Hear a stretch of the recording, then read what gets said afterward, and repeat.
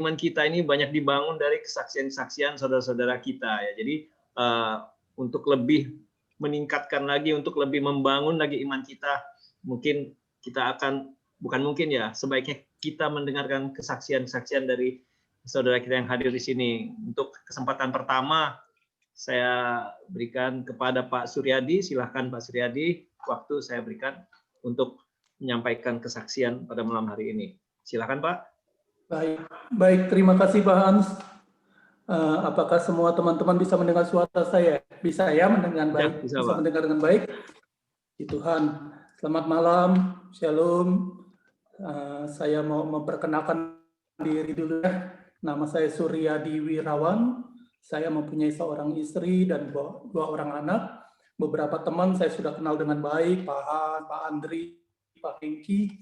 Tetapi ada juga beberapa yang saya belum kenal dan salam kenal semua. Selamat malam. Saya tinggal di Kelapa Gading, Jakarta Utara. Kegiatan saya hari-hari ini adalah saya melayani Tuhan. Saya sebagai wakil gembala di sebuah gereja di Kota Harapan Indah, Bekasi. Jadi rumah Kelapa Gading, gereja di Kota Harapan Indah, Bekasi dengan nama GBI Amazing Grace. Yang saya dengan teman merintis gereja ini pada tahun 2014. Selain itu, saya juga bersama dengan beberapa teman, kami ada dalam satu wadah pelayanan yang Tuhan beri nama Yabes Ministry. Yabes itu adalah sebuah singkatan, Yayasan Berkat Bagi Sesama, mana kami melayani anak-anak jalanan, pemulung, kami pelayanan misi ke daerah-daerah, dan sudah 7-8 tahun terakhir kami membuka sekolah TK bagi anak-anak yang tidak mampu, dan puji Tuhan sampai sekarang dalam kondisi pandemi tetap berlangsung dengan baik ya, lewat sekolah online, dan anak-anak kecil itu TK pun bisa diarahkan dengan bantuan orang tua masing-masing. Nah, selain saya melayani, saya juga punya usaha. Saya bergerak di bidang properti. Saya merintis usaha properti ini sekitar tahun 2015 dan berlokasi di Kota Kupang, NTT. Sebelumnya, saya dulu pertama kali bekerja sebagai banker. Saya sebagai banker sejak tahun 91, selama 8 tahun, kemudian saya bekerja di perusahaan keluarga di bidang garment, dan terakhir setelah di garment itu saya bersama dengan teman bisnis di bidang impor barang-barang peralatan bengkel mobil dari China, Korea, dan negara-negara lain. Nah, saya membantu teman, dia yang punya modal, saya yang cari barang, perintis, dan sampai maju. Dan setelah berjalan sampai sekitar tahun 2013 dengan usahanya yang semakin maju, saya melihat sesuatu yang karena saya pelayanan juga, saya bisnis juga, dan akhirnya ada sesuatu yang di hati nurani saya sepertinya nggak cocok. Karena teman saya, partner saya ini, setelah berbisnis tentang peralatan bengkel mobil, dia juga berbisnis lain, yaitu dengan bisnis-bisnis yang berhubungan dengan pemerintah, bisnis-bisnis yang berhubungan dengan anggota DPR, Banggar, dan segala macamnya itu, dan bisnis-bisnis yang menurut saya, kita tahu kalau menjalani bisnis seperti itu banyak yang namanya dalam tanda petik under table money dan KKN lah. Dan akhirnya setelah bergumul sekian tahun, saya memutuskan untuk keluar dari kerjasama itu karena saya mendapat konfirmasi dari Tuhan, dapat konfirmasi dari istri. Sekalipun ketika saya menjalani bisnis itu, kalau dibilang berkat materi luar biasa. Berkat itu saya dapat dari komisi, dari luar negeri, dari dalam negeri.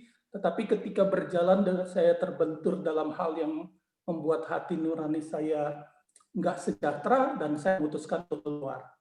Nah, kemudian saya tidak punya usaha lain, tidak punya pekerjaan.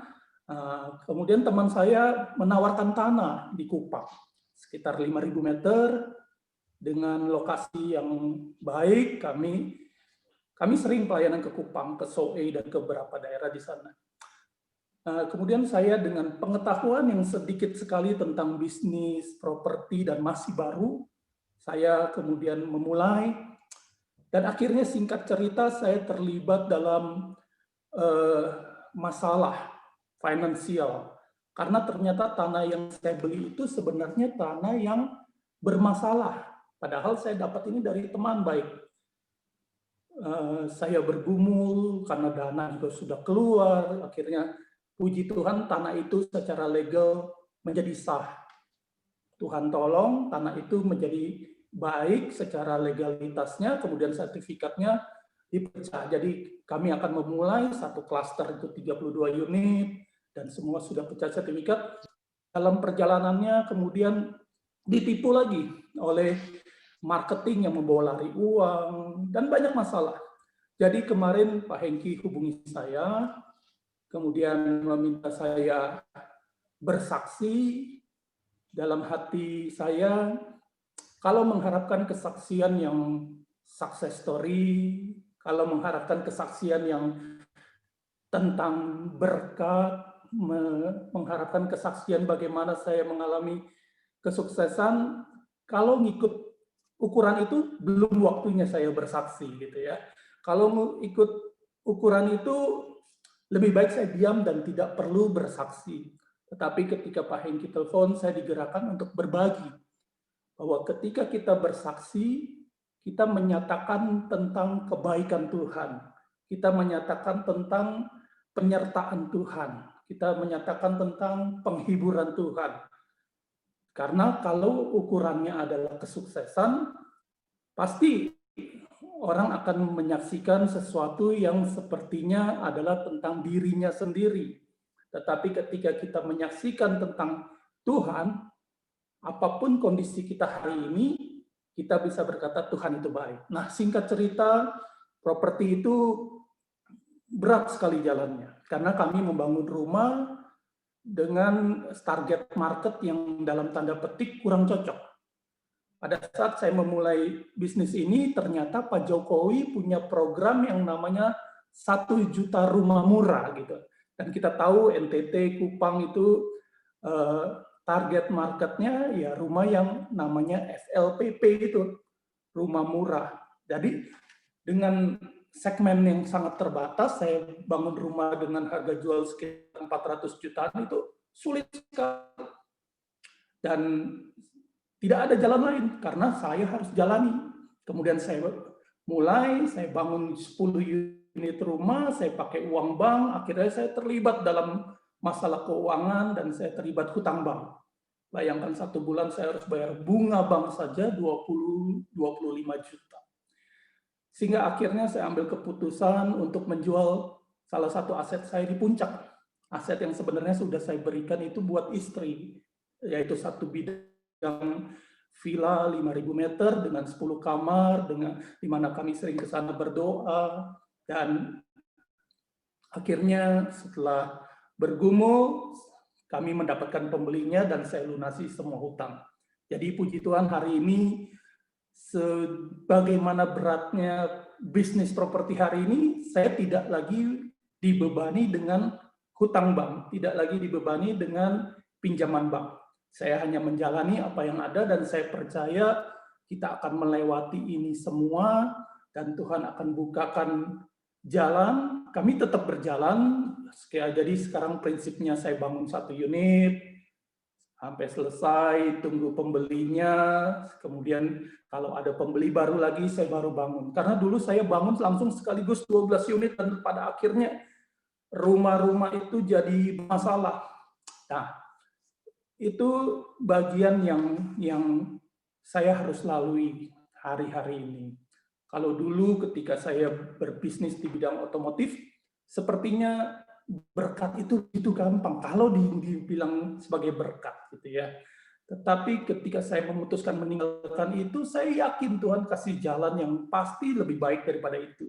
Tetapi pada kenyataannya, saya menjalani sesuatu yang kalau mengikut ukuran dunia ini sesuatu yang berat, sesuatu yang sulit untuk diteruskan, tetapi saya percaya semua akan baik. Ketika saya mengalami pergumulan seperti ini, satu hal menjadi kekuatan buat saya, Tuhan memberikan kepada saya firman yang cerita tentang salah satu episode daripada Daud yang kita bisa baca di 1 Samuel 30, nanti teman-teman bisa baca, di mana ceritanya Daud itu dia bersama dengan orang-orangnya, dia baru pulang ya istilahnya pulang pelayanan, pulang mengerjakan tugas, tetapi ketika dia sampai di kampung halamannya, ya kampung halamannya itu di Alkitab ditulis namanya Ziklag, dia mendapati ternyata Ziklag itu sudah hancur,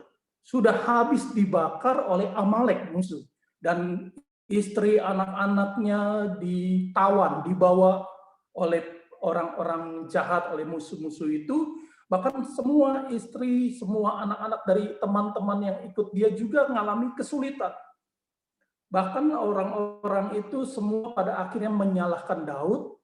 Daud menangis di hadapan Tuhan karena teman-teman yang bersama dengan dia berbalik ingin merajam dia, melempari dia dengan batu sampai mati. Kemudian ceritanya dia memilih untuk memperkuat kepercayaannya kepada Tuhan. Dia memilih untuk cari Tuhan. Dia memilih untuk berdoa. Dan dia tanya Tuhan, Tuhan saya harus berhenti, saya harus meratapi ini, atau saya maju. Saya kejar, saya selesaikan, saya hadapi masalah ini.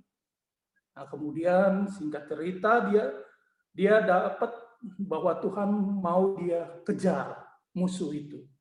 Tuhan mau dia pergi, lakukan, selesaikan, tanggulangi masalah ini. Dan orang yang ikut dia pada saat dia mengambil langkah untuk kejar musuh itu 600 orang.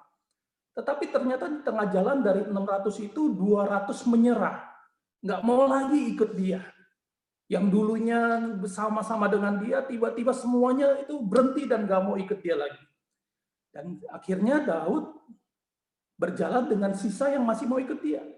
Dan dalam perjalanan itu ternyata dia ketemu dengan orang Mesir yang sedang kelaparan 3 hari 3 malam. Sedangkan Daud sendiri sedang kesusahan, nggak punya harta, istri anak semua sudah lagi diculik. Tapi dia tetap memberkati orang Mesir itu. Dia kasih makan, dan pada akhirnya dia tanya ke orang Mesir itu, ternyata orang Mesir itu adalah salah satu perampok yang membakar kampungnya. Dan lewat orang Mesir itu, akhirnya dia bisa ketemu musuh-musuh itu, dan oleh karena pertolongan Tuhan dia menang. Nah, ketika dia menang, dia memberkati.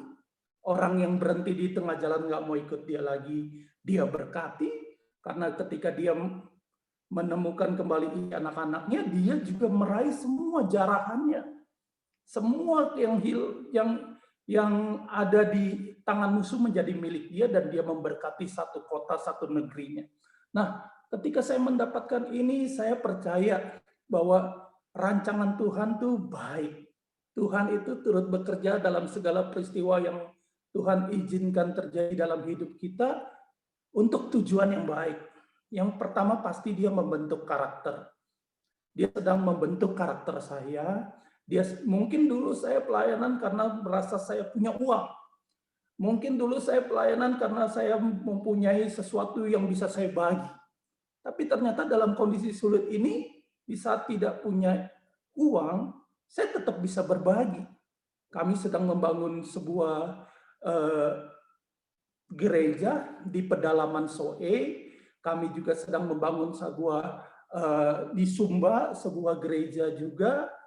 Dan kali ini bukan lagi tentang uang saya, tetapi tentang bagaimana Tuhan pakai kita dan orang mempercayakan kepada kita. Artinya saya belajar bahwa pelayanan itu butuh uang, tapi tidak semata-mata tentang uang. Kalau kita patokannya butuh uang, saya berhenti dari pelayanan karena saya nggak punya uang gitu kan. Tetapi Tuhan itu luar biasa. Tuhan tetap bisa pakai kita dalam keadaan sulit dan membentuk karakter kita. Dan saya percaya dalam kondisi-kondisi seperti ini ada penghiburan Tuhan, ada kasih karunia-Nya, kesehatan yang Dia beri, kita masih tetap bisa melayani dengan segala keterbatasan, dan semua itu baik. Dan saya percaya semua pada akhirnya akan baik dan nama Tuhan dipermuliakan. Itu aja kesaksian singkat dari saya, dan saya ingin sampaikan sebagai penutup bahwa apapun keadaan kita hari ini, kondisi kita, kalau kita sedang diberkati, kita mengucap syukur. Kita tahu setiap berkat ada bagian yang kita harus bagi kepada orang lain sebagaimana yang Tuhan mau.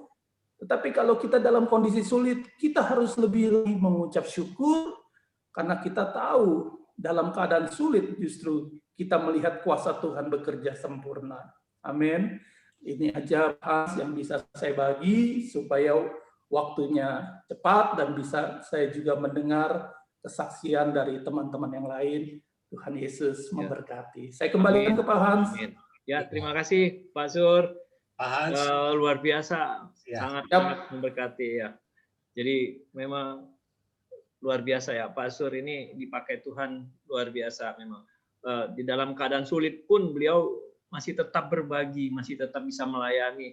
Itu suatu hal yang memang harus dimiliki karakter orang-orang Kristen ya, karakter Kristus itu.